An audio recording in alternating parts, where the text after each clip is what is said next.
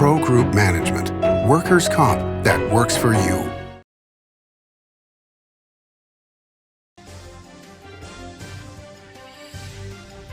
Welcome to Nevada Newsmakers. On the broadcast today, we're talking lithium with Bernard Rowe. He's Ioneer USA Corp president, here for the whole show on an all-new Nevada Newsmakers. Nevada is suffering because of reckless Washington spending. Senator Catherine Cortez Masto voted to allow hundreds of millions of dollars of COVID relief funds to be wasted on frivolous projects not in Nevada. A luxury resort in Florida, soccer stadium in New Jersey, skiing in Iowa, a poet in Connecticut, French operas in Washington, D.C. We need help in Nevada, not silly spending in other states. Tell Senator Cortez Masto to start voting against wasteful spending to stop inflation. Retail's impact on Nevada's economy? Enormous. 8,600 businesses, large and small, employing 145,000 workers. And last fiscal year, retail paid tax on nearly $60 billion in sales. We're the Retail Association of Nevada. We support retail, we help it grow, and we mean business. RANNV.org. The Nevada Builders Alliance has been protecting the interests of the construction industry for over 50 years. Our programs save members thousands of dollars every year and allow them to provide much-needed benefits to their employees. Our industry also allows Nevada to grow. If you're thinking about a career in the construction industry, reach out. And if you haven't thought of a career in construction, what are you waiting for? We are the Nevada Builders Alliance. With Nevada's only transplant center and verified burn center, the science is here. With award-winning cardiologist and the state's only dedicated heart failure clinic, the talent is here. With Nevada's most advanced robotic surgery, the technology is here.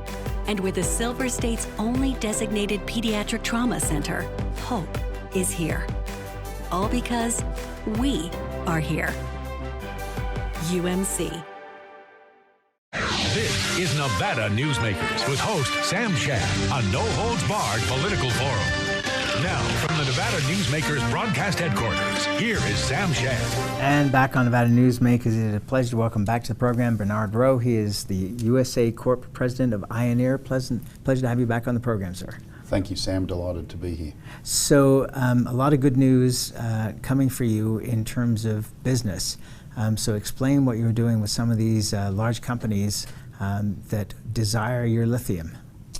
That's right, it has. We've had a really great run recently. It's the culmination, though, of several years of really hard work after we finished our feasibility study.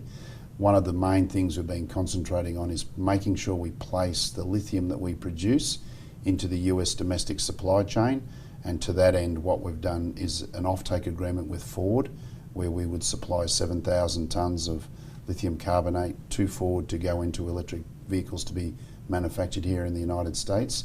And we've also recently announced a similar offtake agreement with Prime Planet Energy Solutions, which is the joint venture company between Toyota and Panasonic. So again, these agreements are about domestic production and ensuring that our lithium ends up in the US supply chain, not just for making vehicles here, but also the cathodes and the batteries that go with it, which obviously is a really a hot topic, if you like, and an important focus for governments around the world.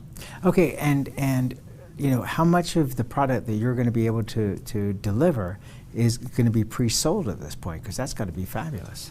Yeah, so our initial lithium production will be about 21 to 22,000 tonnes per year. And of that, we have about 18,000 tonnes under these binding offtake agreements. So, roughly 3/4 of it will be under these or already is under these binding offtake agreements. And these are not just memorandums of understanding or letters of intent. They're full binding, bankable offtake agreements. Okay, so what does that do for investors? I mean, does that just send you through the roof? Yeah, it does. It puts us in a fantastic position because what it means... Sorry to throw you that softball, but I mean, it just seems, if I'm somebody who's manufacturing something and 3/4 of my product is already out the door before I've even opened the mine, that's a pretty good deal. Yes, it is, and really it's essential for securing debt funding for this project. Right. So we're aiming to secure about 50% of the capital required through debt and the other 50% through equity, which we actually already have through our partner, Sibanye. So on the debt side of things, 50% of the CapEx coming from debt providers, and in order to have those debt providers, you need bankable, binding offtake agreements, and that's exactly what we've put in place. Okay, now we've talked before about the federal government and national security issues. Is the federal government looking to, be able to absorb some of this as well? Yes, they are. Not so much the product, but certainly the fact that it's going to go into US domestic supply chain, I think, is exactly what the federal government want to see, and we want to see. In terms of their sort of participation or potential involvement in the project, the main area there of focus for them is through the Department of Energy Loan Programs Office, and Ioneer, I believe, was the first lithium project to be invited into the final sort of formal stage of due diligence within that Loan Programs Office. That was in December of last year. Most of this year, the last 6 or 7 months, we've been doing detailed due diligence with the Department of Energy, and so whilst we don't have a final decision yet, we're reasonably confident, particularly with these offtake agreements in place and the pilot plant that we've completed and the bankable feasibility that we did with Fluor, that we're actually in a really good position. Fluor Engineering. Fluor, okay. Yeah, Fluor Daniel, it was the original name, but they're our engineering company that manage the engineering, procurement and construction. Is DOD talking to you? Because it would seem that the military, would want to be moving into electric vehicles, sooner than later. Yes, and we have had discussions with, including over the last couple of years, really, and recent discussions with them. When I was in June in DC with James Callaway, our chairman, we did have meetings with the Department of Defence. And certainly both lithium and boron are both materials that the Department of Defence wants to see domestic production. And I think it's important to remember that we're starting from an incredibly low base in the United States. There is essentially no domestic lithium production. Right. 5,000 tonnes in a market that's going to require hundreds of thousands of tonnes and leading towards 1 million tonnes. And today we only produce 5,000, so it's almost meaningless. Well, and also just to stick with the Department of Defense portion for a moment, and the military in general, as I've been talking to military contractors lately, and these are international military contractors based in the United States, they're saying that at this point in time, the federal government is asking all of them to produce as much product as they can, because all of the stuff that's being used in Ukraine has got to be backfilled, and yes. So there's going to be a huge need for us to get our armaments back to where they need to be. Yes, that's true. Lithium and boron and other commodities are used for military applications, no question, and those materials need to be replaced as they're used. And I think the Department of Defence has also been, putting a spotlight on making sure there is strategic supply and stockpiles in place. So yes, it's definitely on the radar, and we're definitely part of that conversation. All right, let's take a break. We'll come back with more with Bernard Rowe. He is the Ioneer USA Corporation President. We'll be right back after this timeout. Leaders find solutions. Politicians are part of the problem. Take Catherine Cortez Masto and Adam Laxalt. Cortez Masto co-sponsored a bill capping insulin costs. Adam Laxalt called a plan that caps costs reckless. No surprise, Laxalt is personally invested in big drug companies. When they make money, he makes money. That's the difference. Catherine Cortez Masto is lowering the cost of drugs. Adam Laxalt sells out and cashes in.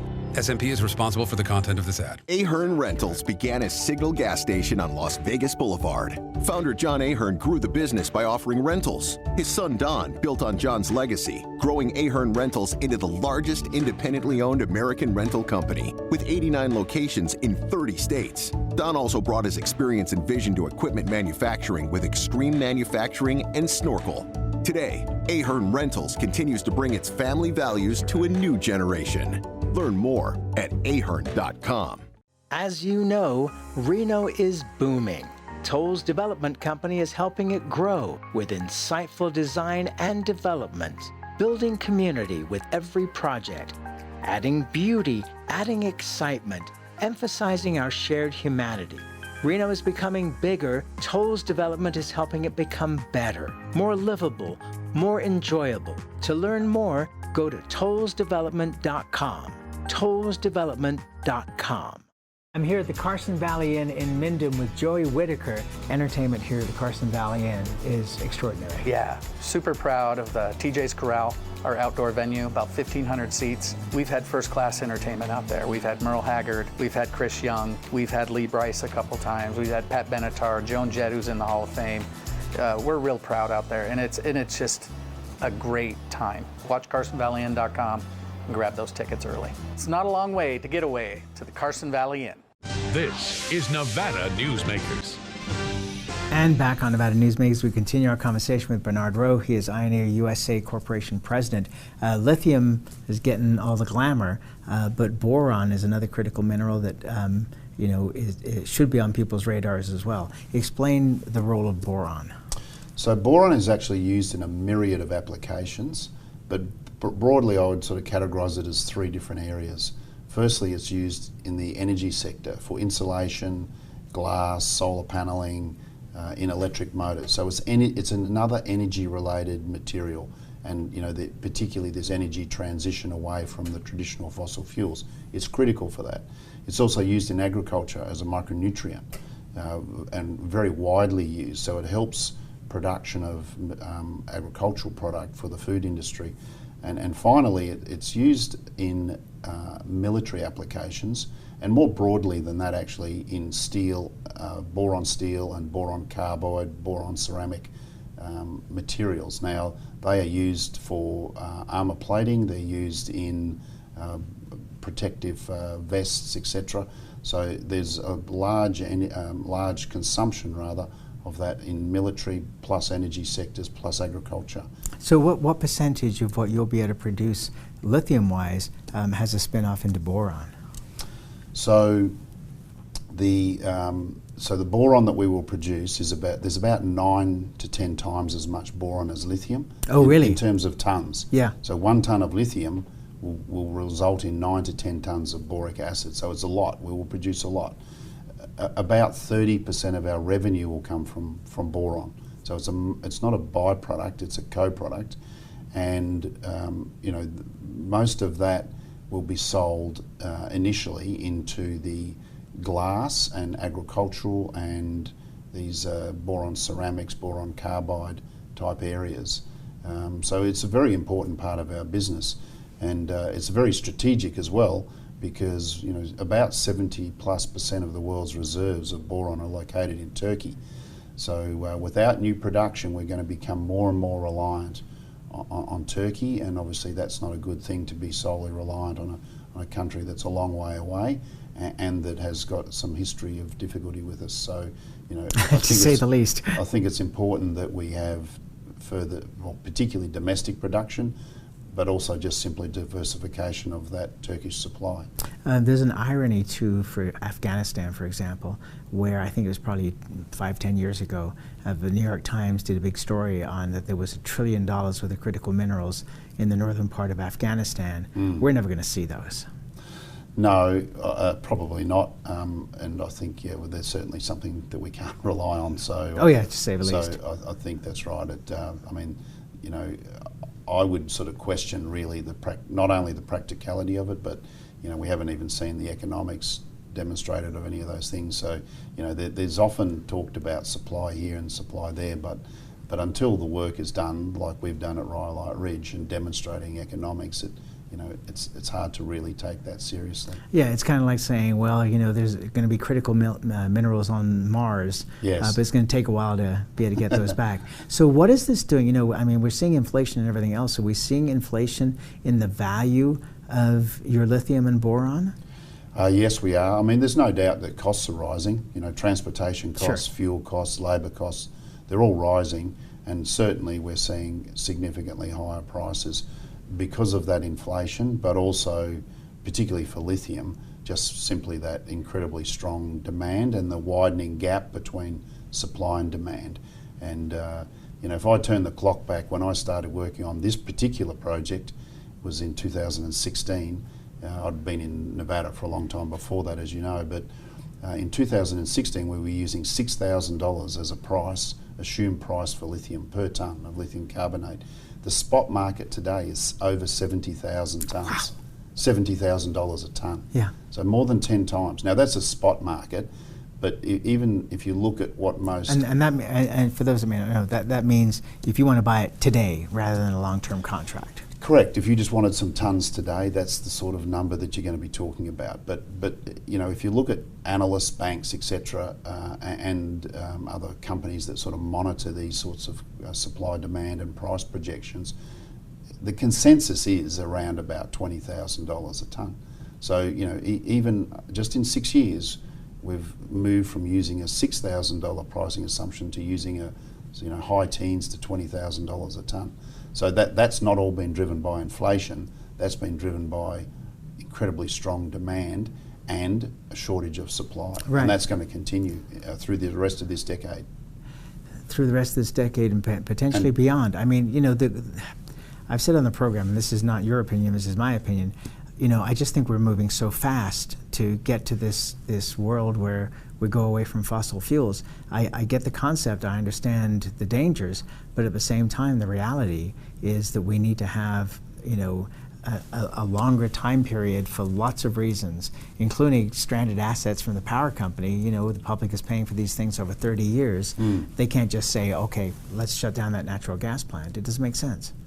No, that's right. I mean, there's absolutely has to be transition. And, the raw materials, particularly for lithium, that they exist in the ground, but it takes time to develop these assets, and we've spent 6 years already. We've spent more than $100 million on all the necessary engineering, design, piloting, these offtake agreements. To do an offtake agreement, for example, requires you to produce the materials so that you can give samples to the companies that you're dealing with so they can see what the product looks like that you're going to produce. It's not just simply a matter of negotiating an agreement. All of that takes time. Permitting takes time. And Australia does an excellent job, which is obviously where my background comes from, in permitting mines. We've got a very good mining industry and a very good system for permitting mines. And Australia, I think, is now 60% of the world's production of lithium comes out of Australia. 5 or 6 years ago, it was only about 40%. Permitting and developing new projects takes longer in the United States. It takes a long time in Chile and Argentina as well, which are the other large producers of lithium. So you're right, it's not just let's shut down this and turn on that. That's not going to happen. No, it's a transition. And I remember talking to a redevelopment officer for the city of Reno 30 years ago and saying, how long does redevelopment actually take? Because everybody was saying, well, we got to redevelop and get it done. And he said, 20 to 30 years. I mean, you can't look in these short timelines. No. People want their Amazon packages, in an hour or two, and development doesn't work that way. No, exactly. That's right. Let's take another break. We'll be back more talking about Ioneer Corp and what they're doing down in central Nevada after this time out. Nevada is suffering because of reckless Washington spending. Senator Catherine Cortez Masto voted to allow hundreds of millions of dollars of COVID relief funds to be wasted on frivolous projects not in Nevada. A luxury resort in Florida, soccer stadium in New Jersey, skiing in Iowa, a poet in Connecticut, French operas in Washington, D.C. We need help in Nevada, not silly spending in other states. Tell Senator Cortez Masto to start voting against wasteful spending to stop inflation. Modern boutique Ahern Hotel and Events Center in Las Vegas. Host meetings and events on 2 floors. Stay in luxurious rooms and suites. Unlimited branding opportunities. Regional Italian cuisine by Chef Mark Segrisi. Flexible event spaces. Full buyout options. Visit ahernhotel.com today. Everyone is talking about opioids, but they're not the only drugs that can be harmful if taken in large quantities or not as prescribed. You also need to be aware of side effects from anxiety drugs, muscle relaxants, sleep aids, and stimulants. Mixing prescription drugs with other drugs or alcohol can be dangerous. If you take an Ambien with a glass of wine, it may be enough to stop you from breathing. Prescribed drugs can be just as dangerous as illegal drugs. Take medications only as directed. Hi, I'm Renee Summerauer, digital news anchor here at 7 at 7. Watch our streaming nonstop newscast immediately with your mobile phone. 7 at 7 is the new way for you to get every bit of local news you need in just 7 minutes. Breaking news, local neighborhood news, weather, and sports are just a click away. Reporters bring you all of what's happening in the Valley. From Roku, Amazon Fire, Apple TV, YouTube, and more. Get every bit of local news you need from the RJ and LVRJ.com. This is Nevada Newsmakers. And back on Nevada Newsmakers, we continue with our conversation with Bernard Rowe. He is the Ioneer USA Corp president. Of course, we always have to bring up what has been, I don't want to say a thorn in the side of the company, because I think the company has really responded well to this, but the whole concept of Teams Buckwheat and what you've done to mitigate concerns about this. So share with us, because it seems like from the last time we were on till now, you've done a lot to mitigate the problems.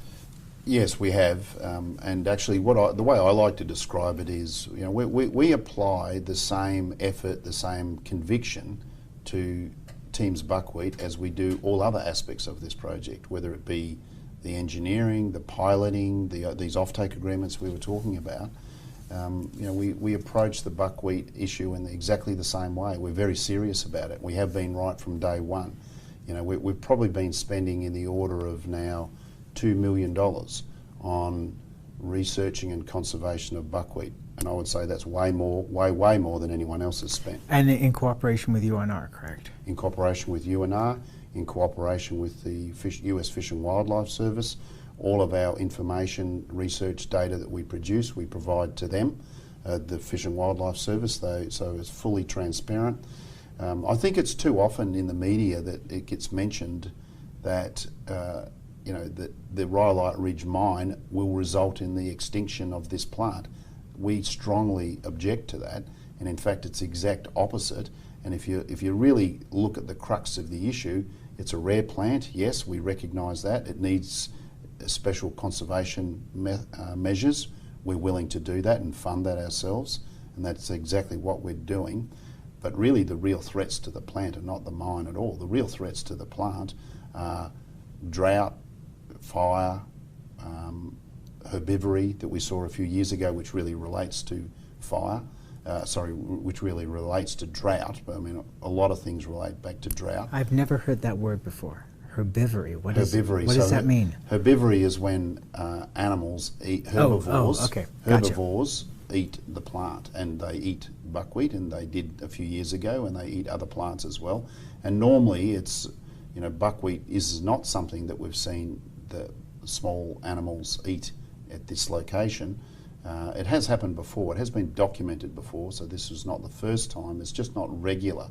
But what it coincided with was an extended period of drought.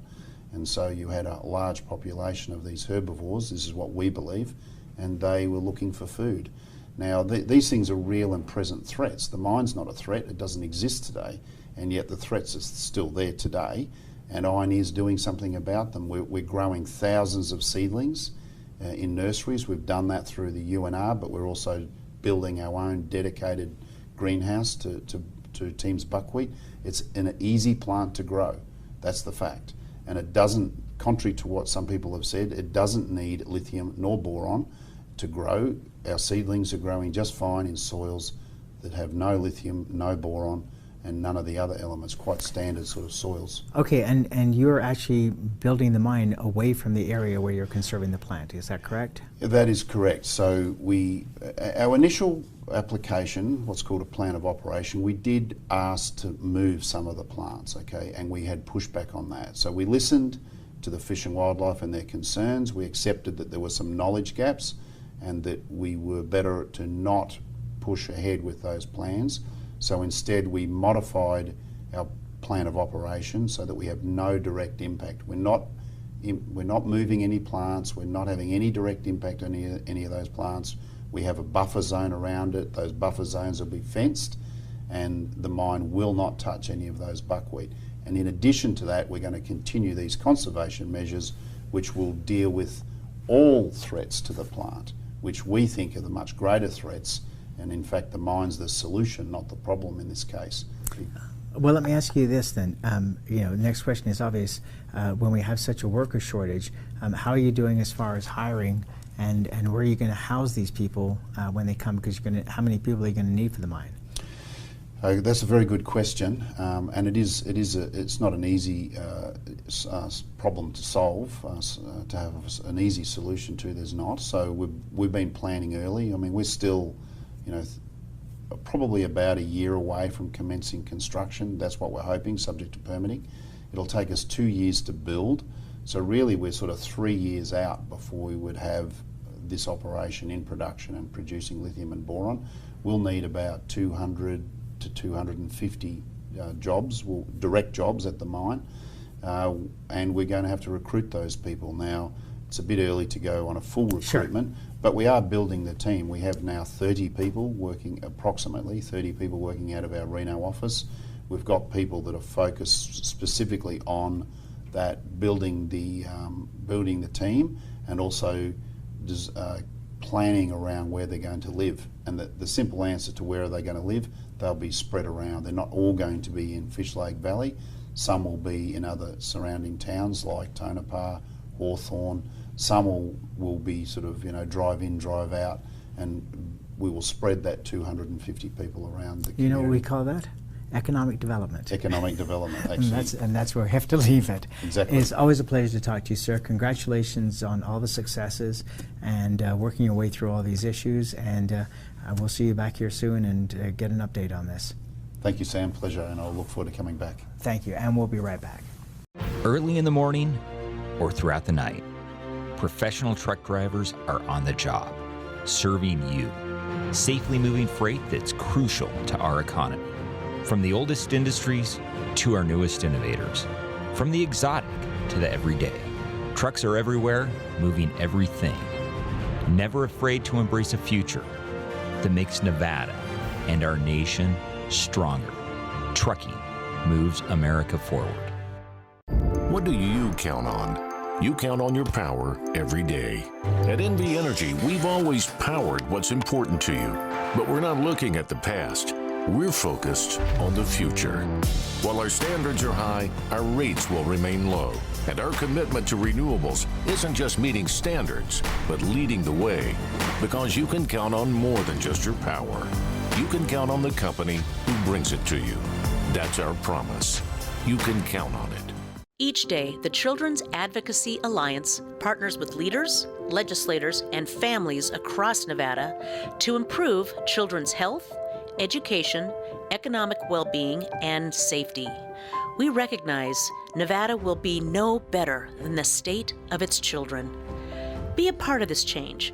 Be a supporter of the Children's Advocacy Alliance. For more information, go to caanv.org.